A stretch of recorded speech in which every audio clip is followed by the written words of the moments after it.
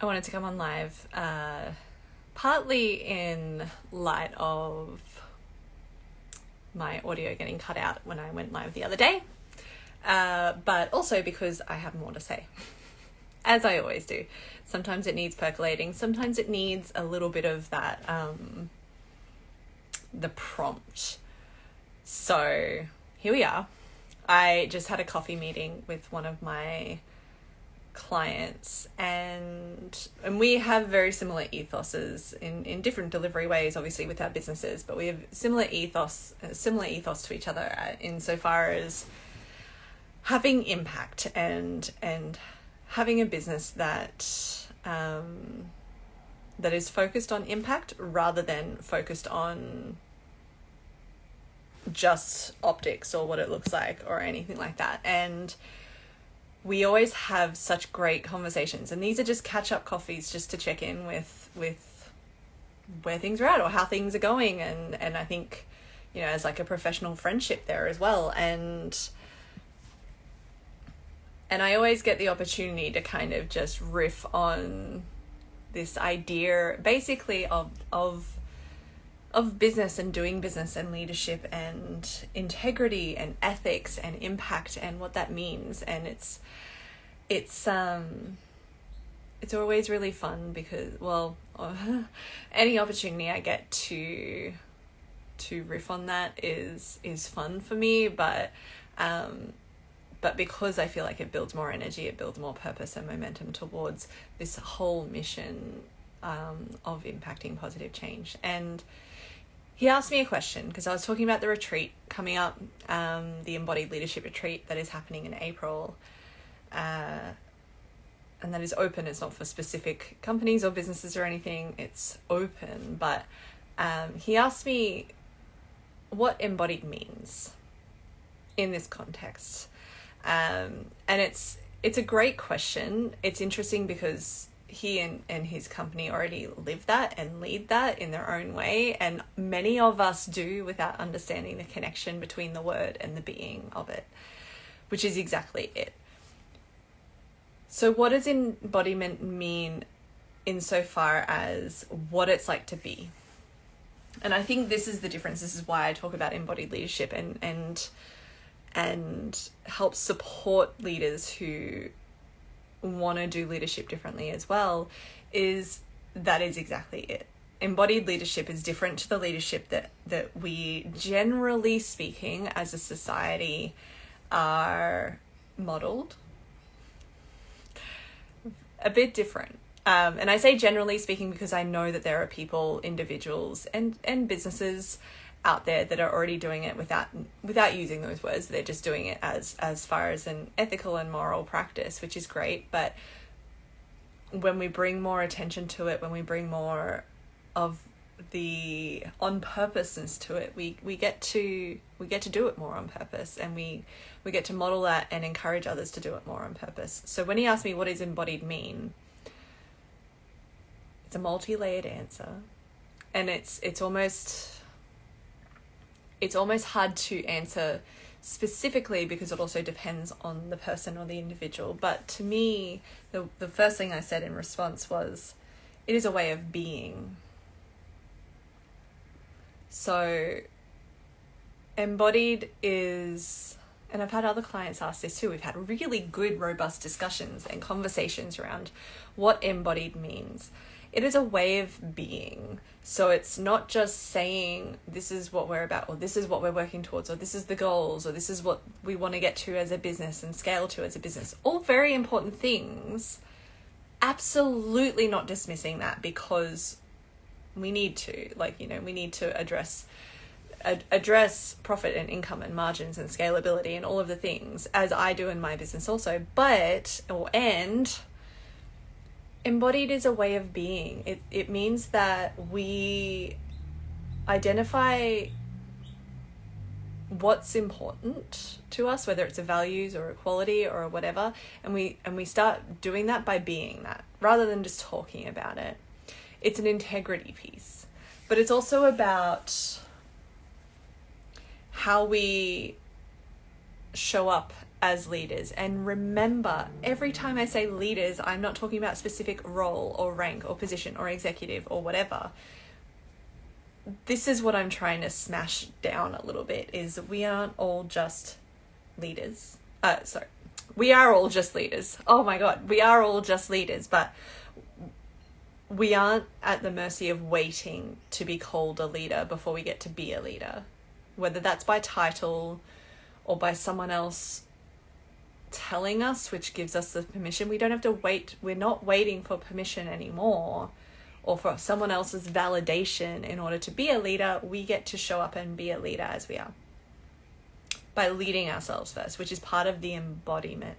So to me, the embodiment, or how I approach the embodiment, is what that means is regulating ourselves, regulating our stress or our nervous responses or our emotional responses or our mental responses, not to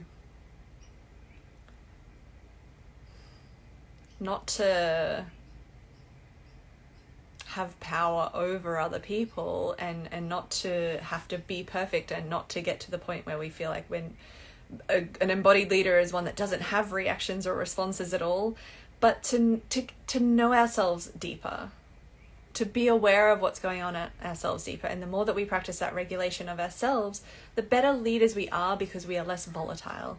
We are less all over the fucking place. We are less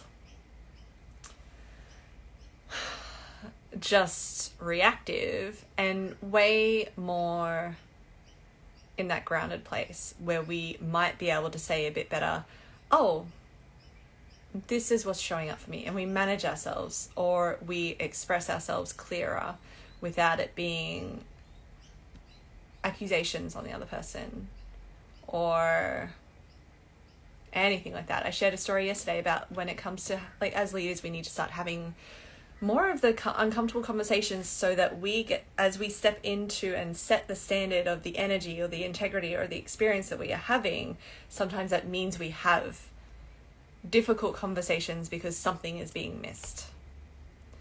And we don't go into those conversations with accusations, or with, you did this wrong, or you fucked up, or rah, rah, rah. It's not about that. It is about expressing the thing or the need or the whatever, and then getting curious. So embodied conversations come from that place, because we get to be curious rather than going, this is a problem and nothing else. We get to step into it and go, oh, here's a question. Help me understand. Or this didn't meet my standard. And that's mine. So you're owning it. This is mine, but this is why I had this response, or this is what it made me feel like, and question it. So embodied is that way of being, and it's never going to be perfect as such. It's the practice of, like anything, right? Like yoga or breathing or anything like that. It's never, we're not aiming for perfection. We're just practicing and being in the practice. So when it comes to embodied leadership, it's this practice of being a human being, being our values, being our integrity, being what we say is important to us, rather than just saying it, but for whatever reason, not doing it as much. And then being in the noticing of where we have slipped out of not doing, and being more. It's a lot of being. And I think for years it took me so long to kind of grasp what the being was, because I entered into it from the yoga perspective. I'm like, yeah, being, and my humans being, yeah, but I have all these problems or issues or things that I'm dealing with, not even if they're problems, but things that I'm dealing with in my life. I have all these feelings and anxieties and whatever's around these things. So yeah, I can be, but also what can I do? And for years I was in that, and I was practicing. So this is my point also. I was practicing while I was still in that, and it took time. Sometimes it will take time. Sometimes it'll land really quickly. But this is why I keep talking about it and keep talking about it and keep talking about it, keep talking about it, keep talking about it. Because it is important. It is this opportunity to just practice without it being perfect. And it took me years to really land into this whole time I've been practicing embodiment, because during my yoga practice, it was about noticing what's showing up as it was showing up. But even that took years to unfold and unlayer itself. And then it was more, okay, so who am I? Who do I want to be? And then it's turned into more of the, who am I being? And is that in alignment? And giving myself the permission, and here's the thing, giving myself the permission to lead myself, and this is part of the conversation that we had this morning as well, to lead myself. And it's like the whole, you don't step into the room and match or it's like the whole question of, you can step into the room and match the energy of the room, or you can step into the room and set the energy of the room and let other people match that. It's not about the I'm better and they're not. It is about the you set the integrity piece. As long as you know what your integrity level or values level or whatever level is, you set it and other people get to match it. Because otherwise, if we are just matching the energy of the room, it's not going to align with ourselves. And we're going to feel unhappy, or we're going to feel unfulfilled, or we're going to feel trapped, even if we love what we're doing there, or even if we love the people there.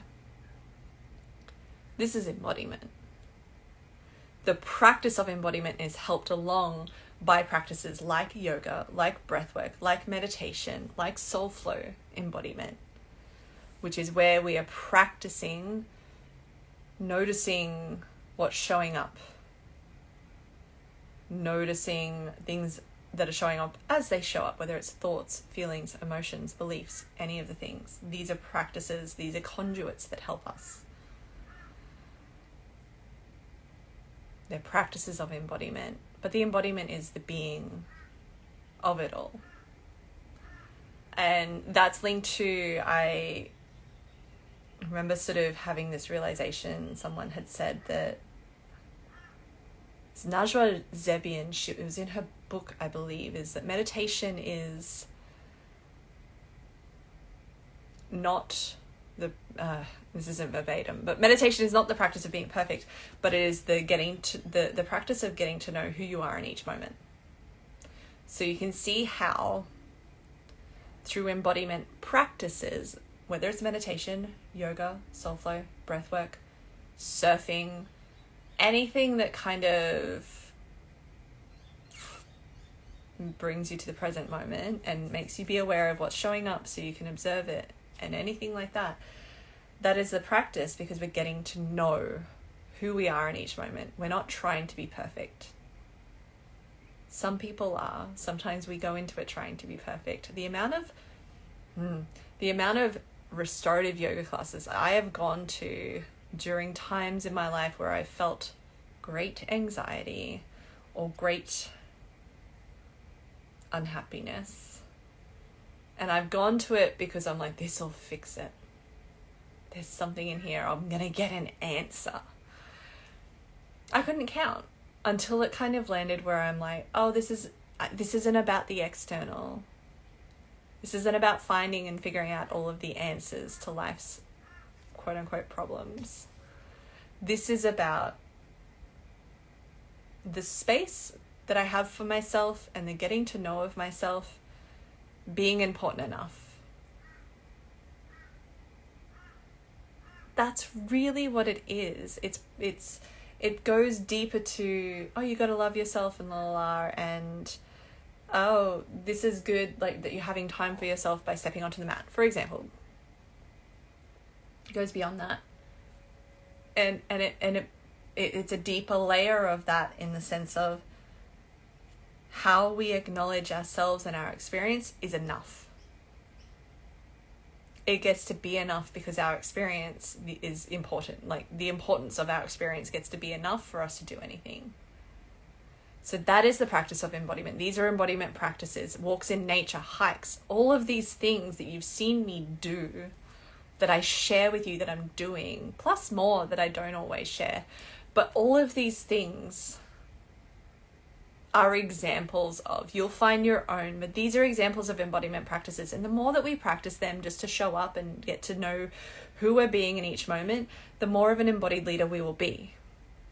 Because we're building this emotional intelligence, we're building this emotional capacity and awareness, because we're holding ourselves in that space. One of my mentors, Andy Love, always says the capacity to which we can hold ourselves is the capacity to which we can hold space for others. And this goes beyond being a coach. This goes into being a human being and as a leader, whether it's a role or just any other position as a leader, as a parent, as a friend, as a whatever. Because remember, we're all leaders because we're leading ourselves first. So the more that you lead yourself first by holding space and observing who you are in that moment, the more embodied as a leader that you will be. Because you're being it by doing it for yourself, not as a goal. Not, oh, I'm doing it for myself, so then, like, it's not outcome based of why you're doing. Your why isn't outcome based.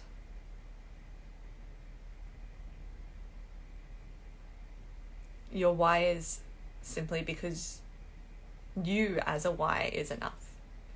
And then the benefit of that is that when you're practicing that, your emotional intelligence builds. And I always talk about how when you build more emotional intelligence in this way, when you practice and recognize that you have your own needs and you have your own experiences, it is easier to build that empathy and understand that other people will have their own needs and experiences too.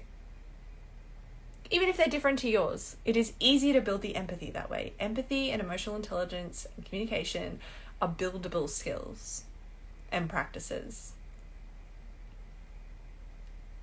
You may start out with the baseline. There is research around that with emotional intelligence. There is a baseline there that we are all sort of starting out with, but you can practice it. Most of you can, depending on certain psychological conditions that I'm not qualified to go into here. But mostly these are practicable skills and qualities, and they're not even skills, just elements to life. So embodied as a way of being, when it comes to being, when it comes to what that even means, what does embodied even mean? It is being. It is showing up and being who you say you are. It is practicing awareness of yourself so you can be more aware of that and coming from that place. It is knowing your values and being your values rather than preaching or spouting your values. We see that in a lot of certain organizations too. They're very values led but not values being. They'll preach a lot and judge a lot, but not actually be what their core values, what they say their core values are. That is not coming from an embodied place. And the reason I talk about embodiment, it's so much healthier for us to live that way. We are so much healthier when we practice embodiment. When we do these things, when we show up and have the heart, again, communication is my jam. It's my jam because it's been hard for me. It is, it's not because it's always been easy. It's my jam because it's been hard for me. And I've learned through it, and it's always been important to me, but it's not without its challenges. I've had to do a lot of work to be able to communicate the way that I communicate, not just in this way. In this way is a lot easier for me, but in personal communication, it has been very hard for me. But I've learned a lot of it, which is why I teach from a place of learning and knowing, because I've done it. That's also embodied. I only teach what I know and I've really embodied and practiced in myself. When I was learning to teach yoga, we spoke about that in terms of teaching certain poses and when we do or don't, beyond just our physical capability, but when we do or don't based on how we know the feeling of for ourselves of that pose even though it might be different for a student, any given student. We only teach a transition or a pose or whatever when we have experienced and understood and felt the feeling of that for ourselves, rather than just conceptually. So embodied is being who you say you are, who you want to be, setting the standard, practicing, leading by example in yourself, not to tell others. It's embodied leadership isn't power over, it's power from within that shares. So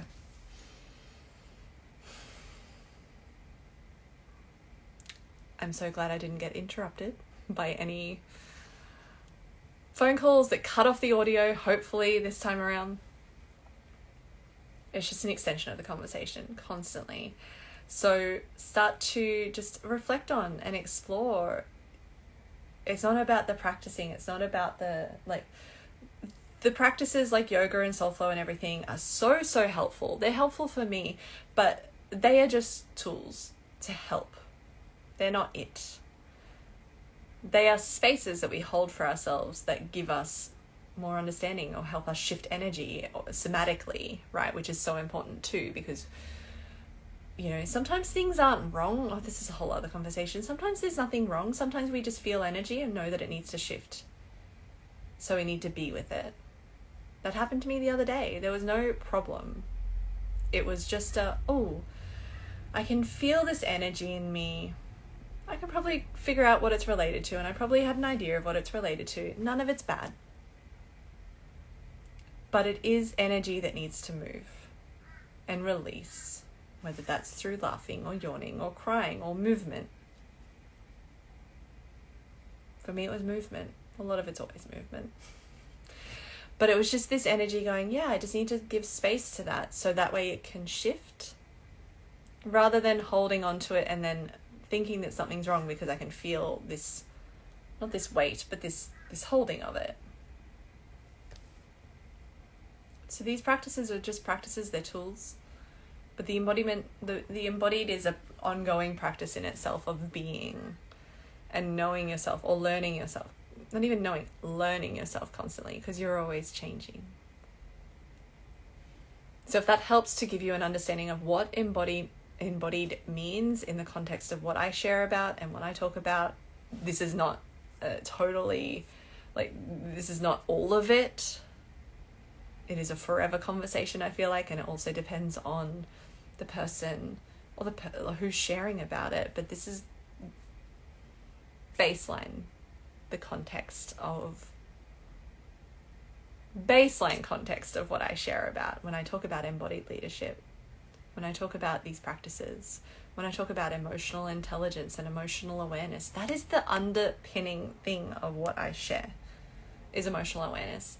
Being emotionally aware of what's showing up for you when you're trying to have a hard conversation, and holding that, acknowledging that, maybe saying, hey, this is really hard for me.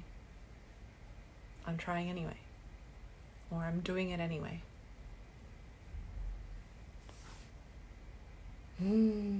Emotional intelligence and awareness will get us so much further in life, especially as leaders, but even leading our own lives. How we lead our own lives will get us so much further than just the cognitive functions. And I say that as a very cognitive person, as a very in my head person. I say that still, and going, that emotional awareness and that practice and what that means to me or to you individually or to you individually or to you individually is so much more important and so much more useful than just trying to lead from here, from your head only, the logical side only. And we shy away from conversations around emotions because sometimes when we say, oh, I feel blah about this, I feel this, whatever it is about this, and I've experienced this too, people will be like, you talk about emotions like you got a lot of shit going on. It's not even that, it's awareness of it and calling it for what it is, because we're all having some kind of experience whether we acknowledge it or not.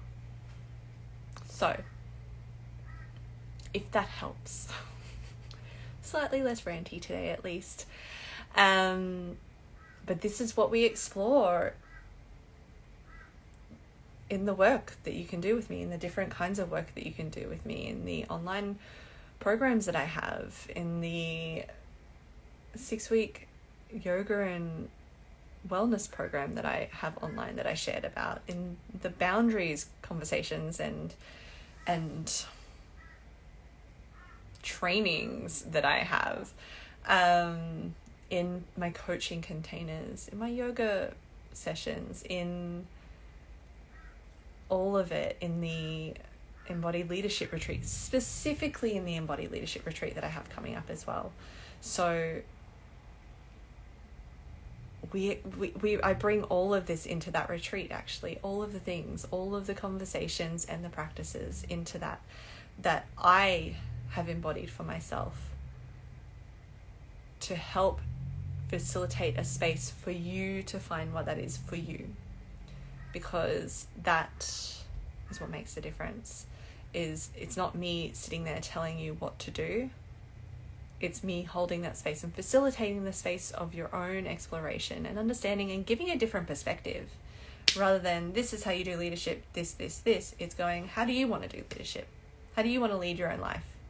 I don't give a shit about what role or level professionally that you're operating at. How do you want to lead your own life? And I facilitate that space for you, and we have the conversations, we have the sessions, we have the practices that you get to play with. All of it while we're regulating the nervous system in this luxury setting and having these expansive experiences that help give you a sense of safety, underpinning it all so you feel held. So if you're interested, come along. Bookings close soon for that,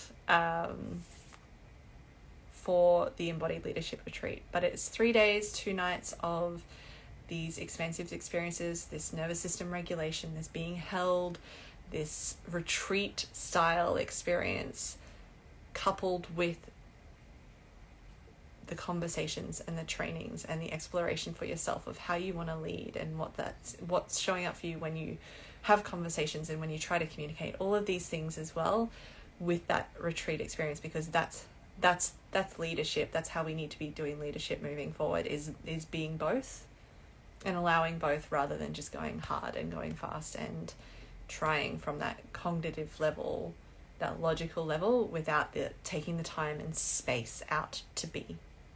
So we're doing leadership differently. You're invited to join me if you feel to, and if you feel like this resonates for you, and that if you feel like you want to do it differently to what's being modeled largely. So I'll put the information in. It's in April, Easter weekend, but it's from Thursday, just before the Thursday to the Saturday. So you have time to get home on Saturday afternoon and still have Sunday, Monday, public holidays to integrate with your family, with yourself, whatever it is. I designed it specifically that way, so that way you had space, so you weren't jumping straight into work the next day or straight into other things. So, yeah. Come join me, come play, come explore, come do what it is that you need to do, and have that space for you as well. And yeah, let me know what is coming up for you as far as what embodied means for you, or what gives you an idea of what embodied means for you, or what your favorite practices are, whatever it is that comes up as you listen to this. Come and join me.